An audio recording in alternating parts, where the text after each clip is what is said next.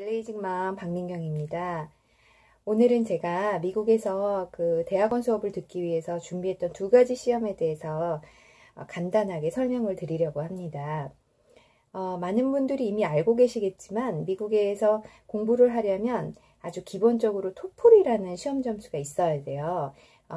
미국 내에서 학업을 하셨던 경우 대학을 졸업하셨다든지 하면 상관이 없는데 저같이 미국에서 학교를 다닌 적이 없으신 분들이라면 토플 점수를 기본적으로 가지고 계셔야 됩니다.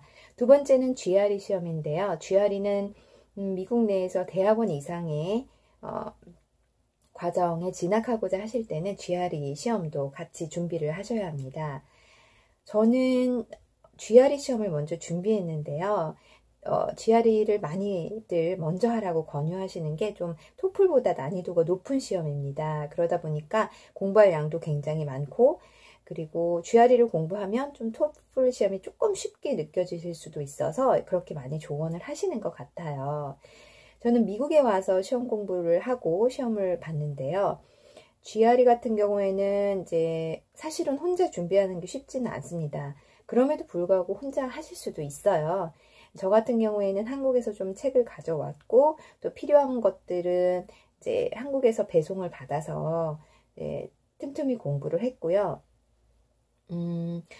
나중에는 혼자 할 수가 없어서 제가 동영상 강의를 좀 찾아보고 몇 가지를 들었습니다.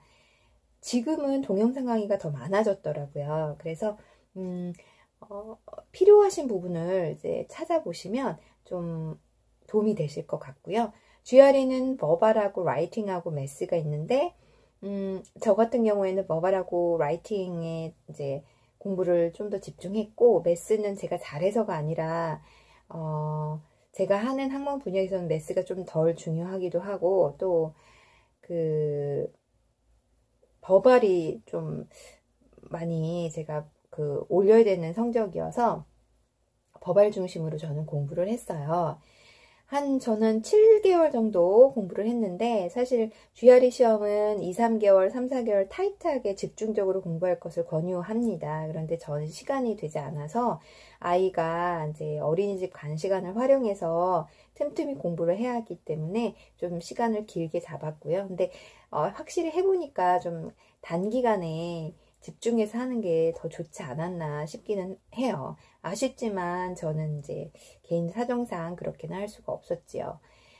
공부할 양이 굉장히 방대합니다. 한 3,000에서 5,000 단어 정도를 외워올 것을 권유하고요. 그리고 라이팅 같은 경우에는 토픽이 다 공개는 되어 있지만 굉장히 자료가 주제가 굉장히 많고 또 한국 사람들로서는 익숙하지 않은 미국식 라이팅을 해야 되기 때문에 어렵습니다. 그리고 이제 손으로 쓰는 게 아니고 컴퓨터로 30분에 하나씩 2개의 라이팅을 하게 돼 있거든요. 그래서 그 구조를 익히는 것도 굉장히 어렵죠.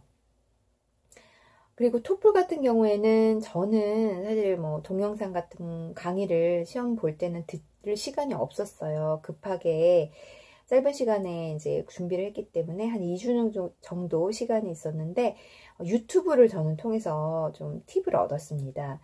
여러분들이 이제 공부 시작하실 때 유튜브를 통해서 찾아보시면요. 굉장히 많은 팁이 나와 있어요.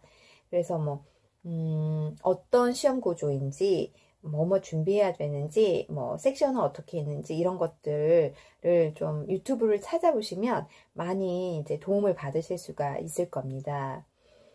시험을 볼 때는 이제 저는 미국 내에서 시험을 봤기 때문에 시험 장소가 그렇게 많지 않아요. 컴퓨터로 보는 것이다 보니까 저 같은 경우에는 도시에 살아서 가까운 대학 안에 있는 시험장에서 시험을 볼 수 있었는데요. 사실 미국 안에서 시험 보는 게 한국에서 시험 보는 것보다 훨씬 좀 번거롭습니다. 어쨌든 시험 장소를 가는데 조금 외곽 지역에 살게 되면은 시험 장소 찾기도 어렵다고 하더라고요. 저는 이제 시험을 보는 날 이제 혹시 몰라서 이제 다 여러 가지 준비를 해갔는데 외국인이다 보니까 이것 꼭 알아두셔야 될 게 시험 보는 날 여권 있잖아요. 여권 꼭 가져가셔야 돼요. 미국 안에서는 외국인이기 때문에 그 신분을 증명할 그 서류가 꼭 필요합니다. 그 여권 안 가져가셔가지고 못 보신 분도 있다고 들었어요. 집에까지 갔다 오기엔 너무 먼 거리여서 그런 것들 좀 유념할 부분이 있고요. 그리고 또 GR이나 토플 준비는 이제 동영상 또 찾아보시면 많이 나와 있고, 또 교재도 굉장히 좋은 게 많이 나와 있고, 한국에서 요즘에 배송을 미국으로 다 이제 그 인터넷 서점을 통해서 할 수 있거든요. 그래서 많이 참고하시면 좋을 것 같아요. 그래서 GR이나 토플 점수는 높으면 당연히 좋겠지만, 이제 GRE 같은 경우에는 어떤 프로그램에 들어가려고 할 때 평균적인 그 점수가 있는데, 그게 뭐 꼭 공개되는 건 아니고요. 뭐 굉장히 편차는 심하다고 합니다. 입학생들 사이에서. 근데 높을수록 장학금을 받거나 이런 혜택이 있는 거고요. 토플은 대부분의 학교가 요구하는 기본 미니멈 점수가 있어요. 그래서 총점만 요구하는 데가 있고, 또 각 섹션별로 최소 점수가 있는, 제한이 있는 학교들이 있습니다. 이것도 지원하실 때 다 찾아보셔야 돼요.